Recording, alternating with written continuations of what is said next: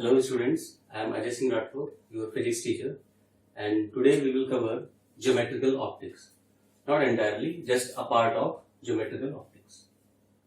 So in geometrical optics, we will cover refraction of light. So let us start with refraction of light.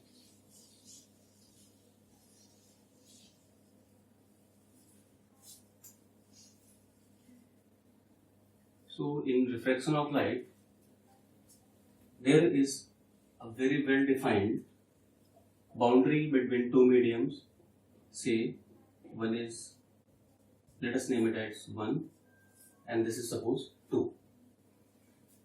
Now for medium 1 we have refractive index mu1 and mu2, and obviously you are very much familiar with mu1 and mu2. mu1 mu2 आप जानते होंगे refractive index of medium होता है. तो for a ray of light to incident on this boundary, ये हमारे पास एक normal है. This is a normal, say n. This is incident angle I with the normal. Now when this light ray goes into second medium, जब ये light ray दूसरे medium में जाएगी, तो if mu2 suppose greater than mu1, then it will bend towards the normal और ये इधर चली जाएगी. Now why it bend towards the normal? ये नॉर्मल की तरफ क्यों बेंड होती है, ये थोड़ी देर में आपको समझ में आ जाएगा इसके जो लॉज ऑफ रिफ्रैक्शन है उससे. तो इस एंगल को हम मान लेते हैं r. Suppose this angle is our angle of refraction r. Now there are two laws of refraction, that is laws of refraction.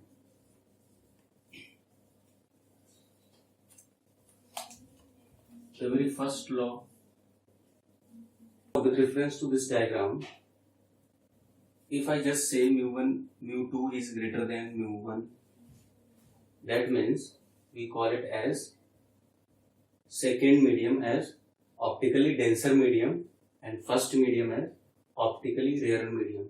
क्या बोलेंगे हम? पहले मीडियम को अगर ये mu1 छोटा है तो हम बोलेंगे medium 1, that is medium 1 is optically rarer than medium 2, or you can say that medium 2 is optically denser than medium 1. So this is our terminology. यहाँ पे आते हैं लॉज ऑफ रिफ्रैक्शन. तो फर्स्ट लॉ जो आप सभी ने 9th 10th में अच्छे से पढ़ा होगा, is first law of refraction. The incident ray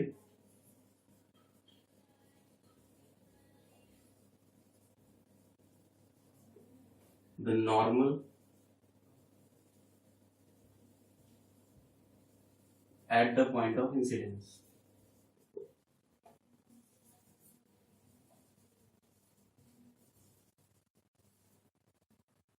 and the refracted ray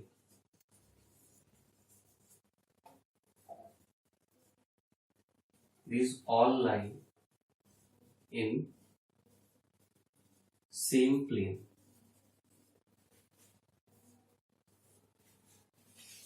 That is जो इंसिडेंट रे है इधर आ रही है, normal at the point of incidence जहां पे इंसिडेंस हो रहा है मीडियम बाउंड्री पे, एंड द रिफ्रैक्टेड रे, रिफ्रैक्टेड वन, ये सभी क्या होगी? एक प्लेन में ही लाई करेंगे, lie in the same plane. Okay, so this is our first law of refraction. Now moving on, we have second law of refraction. Okay, so this is our second law of refraction. अगर इसको note करना है तो screen को 1 minute pause करो and note it.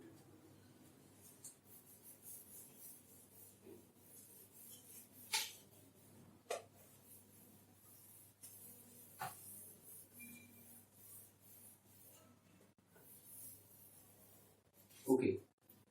So now we will move to second law of refraction, that is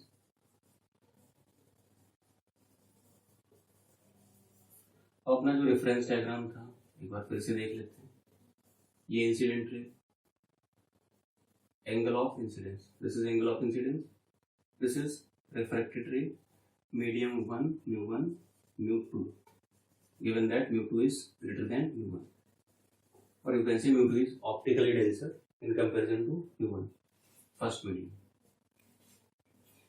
This is angle of refraction. This normal, say it is n.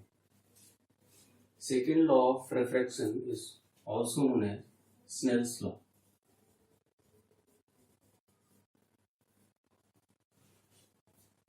Its mathematical statement is that in any medium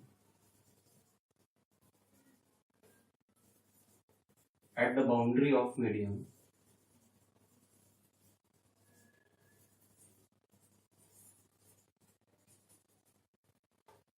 mu into sine theta is a constant.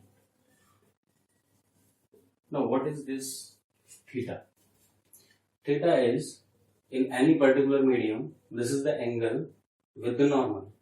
For example, if we talk about medium 1 here, अगर हम medium 1 की बात करें तो यहाँ normal से जो incident ray का angle बनेगा, that is angle I, angle of ray with the normal, वो और refractive index यहाँ का, इसका जो product होगा ये constant है. Means जब ये ray second medium में enter करेगी तो भी mu2 into sin r, इसकी जो ओवरऑल वैल्यू आएगी in magnitude, that must be equal to mu1 into sin i. Particular medium के लिए कांस्टेंट होता है.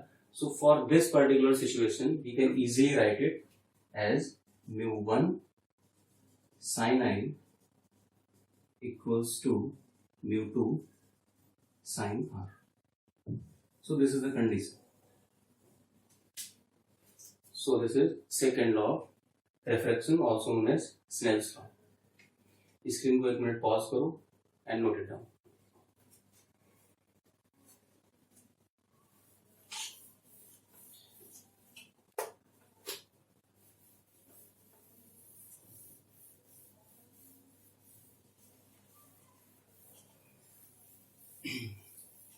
सो स्टूडेंट्स, अभी तक तो हमें ये समझ में आ गया first and second law of refraction and how it happens, how it occurs. Mathematically भी हमने समझ लिया second law of refraction is Snell's law. Now in case अगर आपको मल्टीपल मीडियम्स दे दिए जाते हैं with different different refractive index, तो देखते हैं अपन क्या कर सकते हैं. फॉर एग्जांपल यहाँ पे मान लेते हैं आपको बहुत से मीडियम दे दिए गए ऐसे. आउटसाइड मीडियम मान लेते हैं सेम है एयर और एयर. तो एयर के लिए हम जानते हैं, पहले ही पढ़ चुके हैं, that is mu equals to 1 लिया जाता है, refractive index 1. Now these are different mediums. So here we have, let us say it is mu1, mu2, mu3, mu4. Now based on relative refractive index the ray will follow its path. ये depend करेगा mu1, mu2, mu3 और mu जितने भी यहाँ पे refractive index आएंगे उन पे डिपेंड करेगा कि रे किधर बेंड होगी towards the normal on entering into it और अवे फ्रॉम द नॉर्मल. तो अगर ऑप्टिकली डेंसर है अगला मीडियम तो ऑब्वियसली किधर जाएगी, away, sorry, towards the normal जाएगी. एंड देन अगर ऑप्टिकली रेयर आगे मीडियम मिलेगा तो अवे फ्रॉम द नॉर्मल जाएगी. अब यहाँ पे देखते हैं, सपोज एक रे ऑफ लाइट का पाथ देखते हैं. Suppose this is our incident ray. Say it is at n1. This is angle of incidence I. इसको आप IR से लिख सकते हैं, इंसिडेंट रे. तो सेकेंड मीडियम में जब जाएगा, obviously mu1 must be greater than 1, that is air. Air के रिफ्रैक्टिव इंडेक्स से तो ज्यादा ही होगी, तो ये पहले तो टुवर्ड्स द नॉर्मल बेंड होगी. Okay, this is say R1. Now we have a second boundary. अब ध्यान से देखो, इसमें अगर ये N1 और N2 पैरेलल लाइंस हैं और ऐसा कब हो सकता है, ये नॉर्मल है दोनों सरफेस पे, दैट मीन्स जो सरफेसेस आप देख रहे हो ये कैसी होनी चाहिए, आपस में सारी सरफेसेस पैरेलल होनी चाहिए. ओके, तो अगर ये पैरेलल है तो ये नॉर्मल्स भी क्या होंगे, आपस में पैरेलल होंगे. तो ये एंगल अगर R1 है तो अपना ये वाला एंगल दिख रहा है सभी को, तो ये भी R1 होगा. नाउ सपोज ये रे ऑफ लाइट μ2 को हम मान लेते हैं कि μ1 से थोड़ा छोटा है, तो away from the normal bend हो जाएगी, इधर जाएगी। ओके, यहाँ पे भी एक नॉर्मल ड्रॉ करते हैं, that is suppose n3। Now this is the angle. अब यहाँ पे एक एंगल होगा दैट इज से R2, तो फिर ये एंगल भी कितना हो जाएगा R2। एंड मूविंग ऑन, फिर यहाँ पे आ जाते हैं, इसको ऑप्टिकली डेंसर अगर आप मानोगे तो ये एंगल आपका R3 हो जाएगा। यहाँ नॉर्मल से देखोगे तो ये एंगल भी आपको कितना दिखेगा R3। Now these are the angles. अब अगर आप ध्यान दो यहाँ पे, तो हम स्नेल्स लॉ लिखना चाहते हैं सभी बाउंड्रीज के लिए। तो सभी बाउंड्रीज पे जब हम स्नेल्स लॉ लिखेंगे तो फर्स्ट यहां से स्टार्ट करते हैं, जैसे इनको कुछ पॉइंट्स मान लो A B C, suppose this D, आगे भी प्लॉट कर ही लेते हैं। इसको एंगल बोल देते हैं यहां से रिफ्लेक्शन वाला, दैट इज R4, तो ये एंगल भी क्या हो जाएगा अपना R4।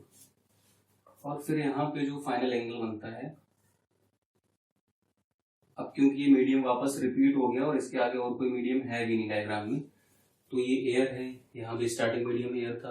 अपन इस पॉइंट पे देख रहे थे, ए पॉइंट पे अगर हम स्नेल्स लॉ लगाएं, फिर बी पे सी डी ई बोल देते हैं इसको, ये सारे पॉइंट्स पे स्नेल्स लॉ लगा के देखेंगे।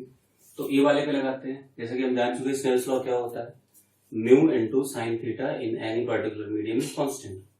तो यहाँ पे म्यू कितना है, एयर है 1, अच्छा ठीक है 1। साइन थीटा, साइन का angle of incidence. Then second वाले मीडियम में μ1 and sine of this R1। Suppose this is our first equation. ये हमने कहां पे लगाया है, एट ए, ठीक है, ए पॉइंट पे लगाया है। अगर हम बात करें एट पॉइंट बी, तो एट बी पे अगर हम बात करें तो बी पे हम लिखेंगे μ1 साइन, ध्यान से देखो डायग्राम में एंगल कितना है R1, so this R1 and this must be equal to, in this medium angle is R2 and refractive index is μ2, so we have μ2 sin R2 here. Now this is equation number second. Now at point C, C वाले point पे देखें, at point C what we have in this medium μ2 R2 and in this medium μ3 and R3 is there. So we have μ2 sin R2 this equals to μ3 sin R3. Suppose this is equation number 3. सारे points ले लेते हैं at point D, D point पे 3 and 4 medium. अब obviously ऐसे लिखते चले जाइए, μ3 sin R3 that is equals to μ4 sin R4. This is equation number 4. Now at point E, E point पे μ4 sin R4 equals to, now the last one, after all these mediums, finally we have again the medium is air. So we have here 1 sin E. What is E? This angle is E. You can call it as angle of, this is known as angle of emergence, because finally the ray is emerging from all the mediums. So this is known as angle of emergence. Now if you look carefully at these number of equations, in first equation we have 1 sin I equals to μ1 sin R1. Now this μ1 sin R1 equal to μ2 sin R2. That means ये भी तो equal होगा आपस में, तो 1 sin I equals to μ2 sin R2 and again this equals to μ3 sin R3, मतलब ये फिर से sin I के इक्वल हो जाएगा, यहाँ तो ये तो 1 है, उसके बाद फिर μ3 sin r3, ये भी μ4 sin r4 के इक्वल है। दैट मीन्स अगेन यहाँ से आप इक्विवेलेंस देखो तो इनके एक एक टर्म्स इसका इससे मैच कर रहा है, फिर ये इसके इक्वल है, फिर आप थर्ड इक्वेशन में देख रहे हो एक टर्म और इक्वल है। मीन्स ये इक्विवेलेंस रिलेशन देखोगे तो फाइनली आप आओगे कि μ2 sin r2 इसके इक्वल है, इसलिए इसके इक्वल भी होगा। फिर μ3 sin r3 ये यहाँ पे इसके इक्वल है, तो अल्टीमेटली ये भी यहाँ पे आ जाएगा। तो सारे टर्म जो आप देख रहे हो, जो हम बोल रहे हैं पहले से ही मैंने बोला था स्नेल्स लॉ में क्या होगा कि mu into sine theta, where mu is refractive index and theta is angle with the normal, वो कांस्टेंट होता है। तो जब कांस्टेंट होता है तो ये इसके इक्वल भी होगा, ऑब्वियस है। बट एक कंडीशन आपको याद रखनी है, this very important point, I suggest कि आप नोट डाउन कर लो इसको। ये तभी वैलिड ऐसे लिख सकते हो और इसकी इक्विवेलेंस आप तभी दिखा सकते हो जब सारी मीडियम बाउंड्रीज आपस में पैरेलल हो तब। अगर ये पैरेलल नहीं हुई तो केसेस अलग हो जाएंगे, फिर हम नहीं बोल सकते कि एंगल ऑफ इमर्जेंस और एंगल ऑफ इंसिडेंस पे डायरेक्ट आप इक्विवेलेंस का रिलेशन लिख सकते हो। तो फिर हम क्या लिखेंगे यहां से, from first, second, third, fourth and fifth, from all these equations we will get that is sin I equals to sin E। अब किसी एंगल के sin थीटा दोनों इक्वल है तो एंगल्स भी ऑब्वियसली इक्वल होंगे, implies that I equals to E। Now this is important property। हमें यहाँ से क्या समझ में आता है कि एंगल ऑफ इंसिडेंस, अब ये सारे बाउंड्रीज तो पैरेलल हैं, अगर एंगल ऑफ इंसिडेंस जो स्टार्टिंग में था फाइनल एंगल इमर्जेंस के इक्वल है, दैट मीन्स यहाँ पे जो इंसिडेंस रे का डायरेक्शन है वो फाइनल इमर्जेंट रे का डायरेक्शन होगा। Means this emergent ray and this incident ray are parallel to each other. So ये यहाँ पे आपने कंक्लूजन निकाला कि अगर हमारी सारी स्लैब्स, हम बोल सकते हैं मीडियम बाउंड्रीज, अगर इनकी सर्फेसेस पैरेलल हैं तो ऑब्वियसली जो स्टार्टिंग में रे आ रही थी उसकी डायरेक्शन चेंज नहीं होगी। तो हम यहाँ पे लिख सकते हैं कि net deviation in this case you can write it easily that delta net is 0। Delta net नहीं होगा, this symbol is known as delta. Delta net 0 means deviation ray में कुछ नहीं हुआ, डायरेक्शन उसकी चेंज नहीं हो रही है, सिर्फ वो क्या हुआ है फिर, अगर डेविएशन नहीं हुआ तो क्या हुआ है। अगर आप इसको आगे प्लॉट करोगे ना ऐसे तो यू विल फाइंड इट, इसकी ओरिजिनल डायरेक्शन ये थी। आफ्टर डिस्टर्बेंस आने के बाद उसकी दूसरी डायरेक्शन इधर ही है, बट इनके बीच में एक गैप आ गया है, ये gap, and this is known as lateral shift. इसको हम बोलते हैं लेटरल शिफ्ट। तो याद रखेंगे पैरेलल स्लैब्स के केस में या फिर पैरेलल मीडियम बाउंड्रीज के केस में अगर ऐसा होता है, इंसिडेंस रे और इमर्जेंट रे सेम डायरेक्शन में रहेगी, कोई भी डेविएशन नहीं होगा, डेल्टा नेट 0 होगा, but lateral shifting of the ray हो जाएगी। So this is all about multiple slabs और you can say multiple mediums with parallel boundaries. एक मिनट स्क्रीन को पॉज करो, अच्छे से नोट करो इसको।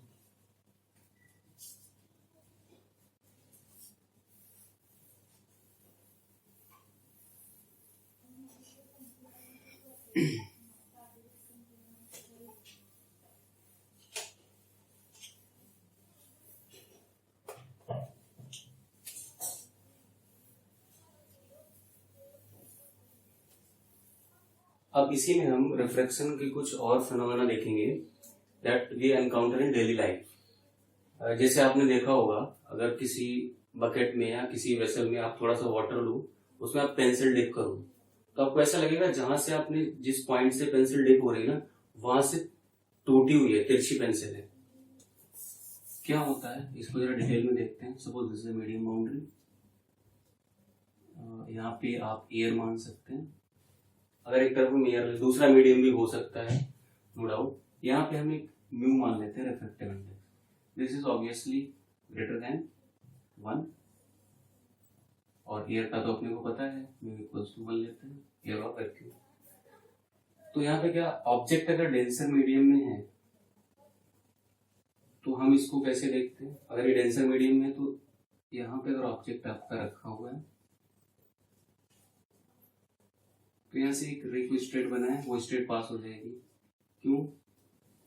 क्योंकि अगर आप यहाँ पे देखोगे तो ये नॉर्मली जा रही है, इसका कोई एंगल है ही नहीं पहले से, तो that will pass straight. Okay, एक रे इधर बना लेते हैं। इस पॉइंट पे एक नॉर्मल ड्रॉ करते हैं। अगर देयर इज ए नॉर्मल, तो it will bend away from the normal, इस तरीके से जाएगी। इसको अगर आप पीछे प्रोड्यूस करोगे तो इस रे को इंटरसेक्ट कर रही है। अब जहां भी दो रेज इंटरसेक्ट करती है, हम रिफ्लेक्शन में भी ऐसा पढ़ चुके हैं, अगर दो रेज इंटरसेक्ट करेंगे यहाँ पे तो वहां इमेज बनेगी। तो आपको ऑब्जेक्ट ओ की जगह यहाँ पे इमेज आई दिखाई देगी।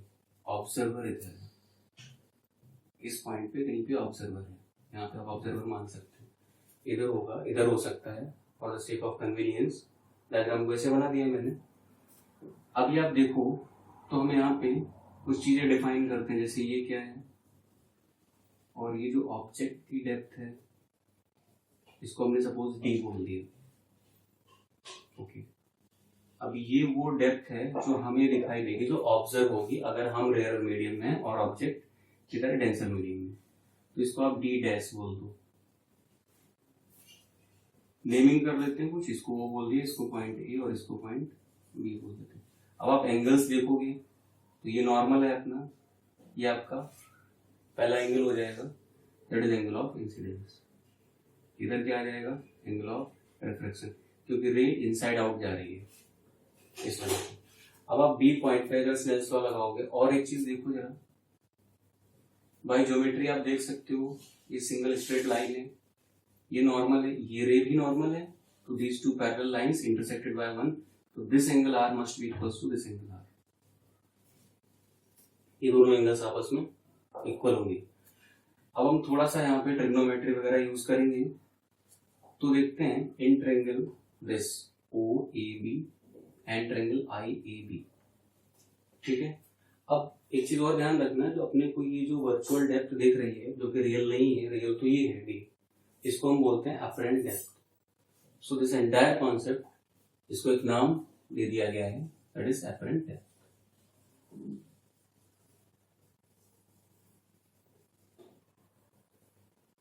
कैसे कैलकुलेट करना है, वही ट्रायंगल्स ले लेते हैं, कौन कौन से, O A B and I A B. in triangle OAB and triangle IAB। यहां से हमें tan I और tan R की वैल्यू लिखनी है। ऐसा क्यों करना है, ऐसा हम क्यों कर रहे हैं, tan I और tan R की वैल्यू क्यों रखते हैं, इसको पहले देख लेते हैं। क्योंकि हमें ना इन लेंथ से मतलब है, ये D और D डैश जो एक्चुअल है एंड जो अपेरेंटली हमें दिखाई दे रही है, इनसे मतलब है। तो इनको अगर करना है तो आप ध्यान से देखो, ये एंगल आई है तो ये भी आई होगा। जब आप tan I और tan R लेने बैठोगे तो बेस तो आएगा ही, एंगल आई इधर है, एंगल आर इधर, इन दोनों ट्रायंगल्स का बेस आ जाएगा अपने डी और डी डैश में। उसके बाद tan थीटा जब लोगे तो ये कॉमन आ जाएगा अपना A B, that is an advantage. इसलिए हम इन ट्रायंगल्स में tan थीटा की वैल्यूज लिखते हैं in terms of tan I and tan R। तो आप ध्यान से देखो, तो इसमें आप tan R की वैल्यू बताओगे, या पहले tan I की लिख लो या R की, डजंट मैटर।